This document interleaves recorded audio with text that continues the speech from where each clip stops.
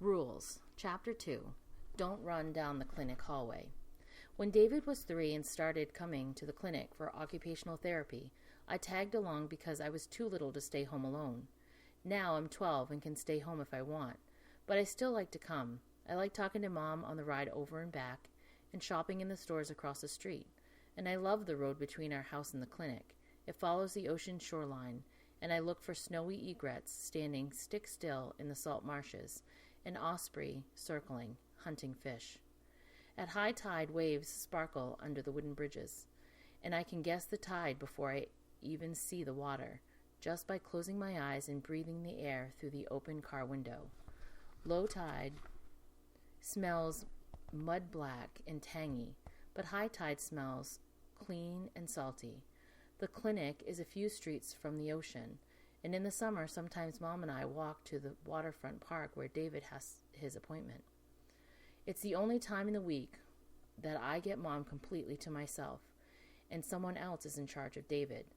Mom likes to stay in the clinic waiting room so she can hear if David has a hard time, but I like when we leave, because then she doesn't look away from me every time she hears him shriek. At the clinic, there's a waiting room and a long corridor of doors to little offices for hearing tests, speech therapy, and occupational therapy. David comes on Tuesdays and Thursdays to see Stephanie, a woman with kind eyes, and an office full of games, swings, a trampoline, and more balls than I've ever seen outside of a school playground. I think it'd be fun to go with Stephanie and do what she calls playing, but David thinks it's work.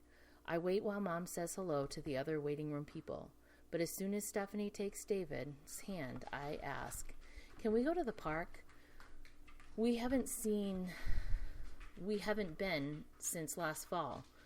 It's going to rain." Mom sits down on the waiting room couch, "and it'll be cold by the water. You didn't even bring your jacket." "Can we go shopping then?" I glance out the window to the line of stores across the street. My favorite is Elliot's Antiques. From the sidewalk, it seems only a door, tucked between two downtown shops. But behind the door and up a musty-smelling staircase is a sign, Elliot's Antiques. The whole store is like an attic, full of stuff someone's grandparents once owned, but had no more use for. Things not quite good enough to keep, but not quite bad enough to throw away. "David had a hard time last week," Mom says. "I need to make sure Stephanie can handle it. Why don't we read?" Mom crosses her legs, like she's settling to stay. I slump on the couch beside her and check if anyone looks like they'll mind Mom reading out loud. I haven't been to the clinic since my last school vacation, but I recognize the waiting room people, because their appointments are nearly the same time as David's every week. Miss Frost, a tiny old lady, reads a magazine in the big chair between the front windows. She brings her even older brother for speech therapy because he had a stroke. The receptionist, with her blonde beauty parlor hair, types fast on her keyboard, her computer. Carol, a young mother, wearing a big skirt and hoop earrings, sits in the rocking chair near the bookshelf. She leans down, handing her baby with Down syndrome chunky plastic blocks from the toy basket. In the chair next to the exit, Miss Morehouse, Jason's mother, checks her watch. And there's Jason. I'm not sure how old Jason is, maybe 14 or 15, but even though he's almost grown, his mother stays with him in the waiting room. Jason can't go anywhere unless someone pushes his wheelchair. I open my backpack, and Mom cleans her glasses on the bottom edge of her shirt. When I was 7, Mom began reading the Harry Potter series to me, and even though I can read easily to myself, we still read each other new books together. I never think of the character without hearing her voice. I pass her the book. "Read quiet." She turns to our chapter, and I arrange my colored pencils on the couch next to me. Hunting out the window for something to draw, I consider the line of stores and restaurants across the street, but they look tired and between. In a week or two, the gift shop window will have splashy beach towels and plastic sand buckets. The hotel will show off the no lit up with the vacancy, and the parking lot will be full of seagulls strutting between the cars and perching on the streetlights, screeching for someone to drop a bite of sandwich or a french fry. I wish time would hurry and there'd be sailboats tying up at the landing and tour buses passing through, and I'd already have the first hellos traded with somebody Peterson, the girl next door. I figure by 5:15 that first high trafficking could be over, especially if I had just happened to be outside at 5 o'clock when she arrived. I sink back into the vinyl couch cushions, my sketchbooks propped against my knees, listening to Mom's voice changing character to character. There's not much new to draw in the waiting room. The same yellowed awards cluster the walls, the same books spill off the bookshelf, and the same old toys are heaped in the toy basket. And there are only two people I haven't already drawn, Jason and his mother. I worry that glancing will turn into staring too easy with Jason, and I hate when people stare at David. But Jason's mom fidgets, crossing her legs, picking up magazines, putting them down, smoothing her short, flipped under brown hair so she'd be harder to draw. Mom said Jason started coming to the clinic after Christmas, but the first time I saw him was February vacation. That day I didn't know where to look, so I looked at his feet on his wheelchair footrest. Maybe by drawing Jason, I could look at him easier. Looking closer can make something beautiful. Sometimes I can change how I feel about something by drawing it. Drawing makes me feel the curves, the shadows, the ins and outs, and the beautiful parts. I solved my hating snakes by drawing their scales, tiny and silvery, overlapping and overlapping, until all I saw was how perfect they were. Can't say I'd want a snake crawling across me, but I don't have to run screaming to Dad every time I see a garden snake now. Should I go on? Mom asked. I could stop there. No, keep reading. I turn to a clean page in my sketchbook and swoop a faint pencil line, beginning the outline of Jason's head, over the top, down his temples and cheek, around the bumps of jaw and chin, and back to where my line began. I don't know what's wrong with Jason, and it doesn't seem polite to ask. Whatever it is, though, it's something big. There's a tray on Jason's wheelchair, and on the tray is a communication board. At first, Jason's book seemed like a big blue photograph album, but inside it's full of word cards, not photographs. Jason can't speak, but he turns the pages and touches the cards to tell his mom if he wants a drink, or has to use the bathroom, or is mad about something. Today he's mad, fighting mad. Jason slides his hand across his book, jabbing at cards. His fingers curl claw-like, and his knuckles rap one word and another. Yes, I know they have a guitar, Miss Morehouse says, fiddling with her earrings. But I told you, we didn't have time to stop. If I had stopped, you'd have been late for speech. Jason jabs his book. I hope he has a so what or a whatever card. His hand twitches, and he makes rumbling throat sounds near to growling. Mom shuts our book. Jason's jaw is a little crooked, not as perfect as I drew. But if I drew how it really is, it might look like I made a mistake. Reddish-brown waves of hair sweep over Jason's brow. A few wayward strands dangle near his eyes. Hair's my favorite thing to draw, but I only rough it in. Otherwise, I may not have time to finish before Jason's speech therapist comes out to get him. What? Jason's mom asked. I'll draw his eyes downcast, looking at his book. That way, they'll be mostly lids, and it won't matter that I don't know what color they are. Girls don't...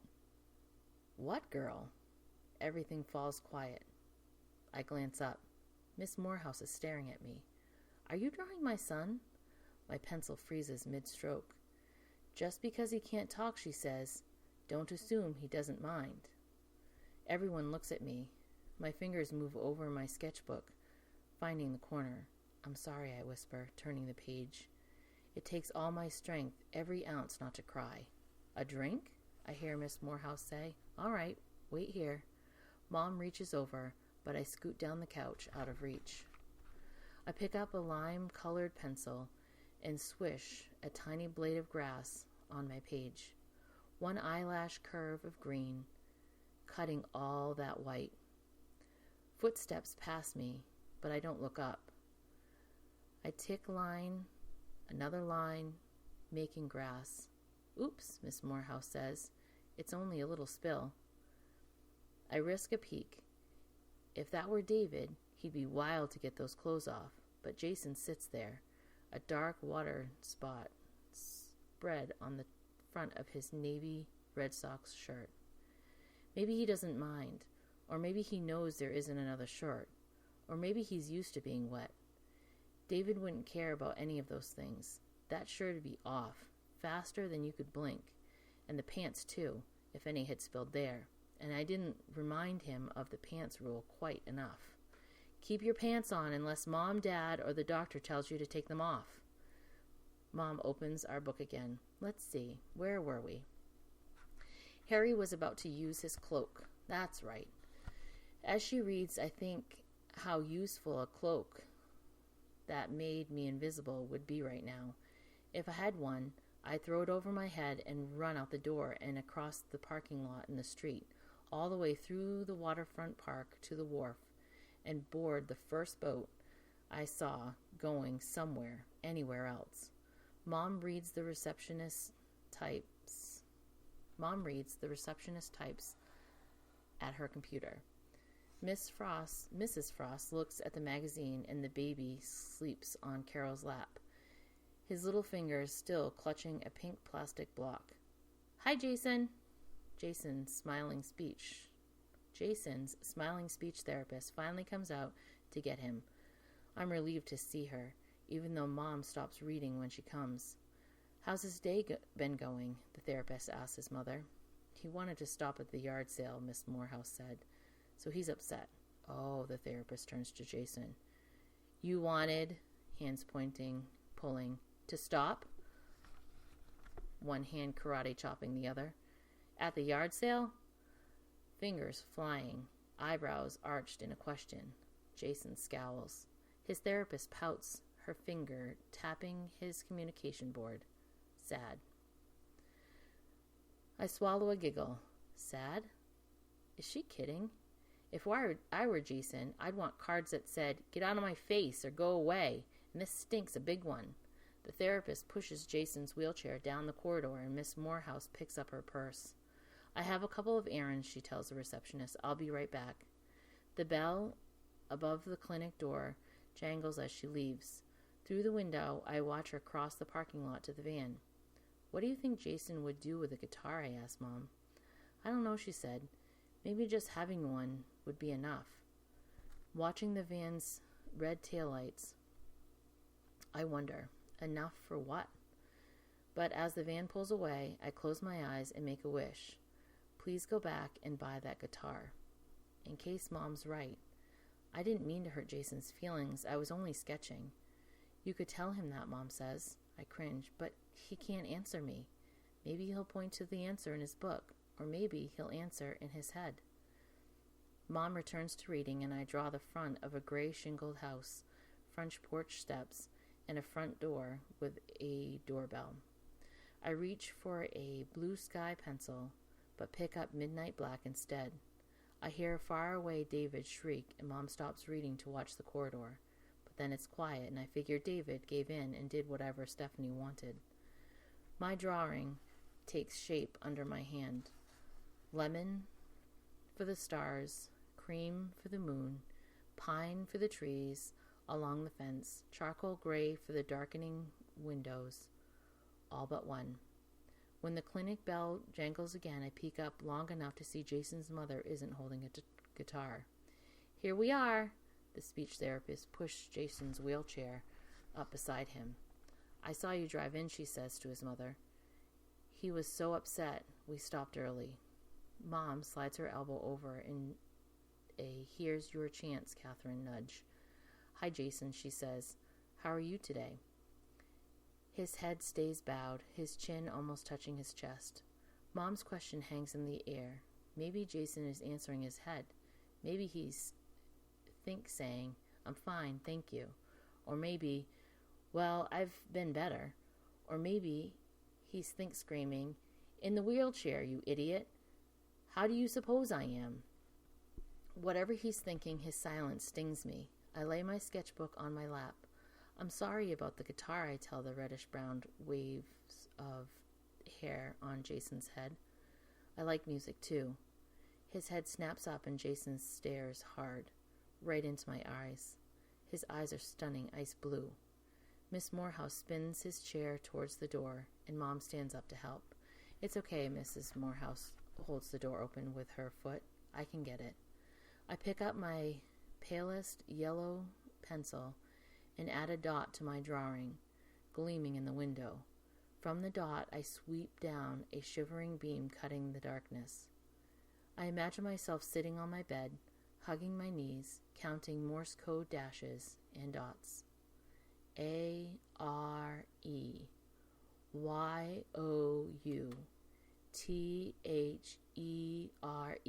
question. Are you there? The bell jangles again. I look up to see Miss Morehouse in the doorway watching me.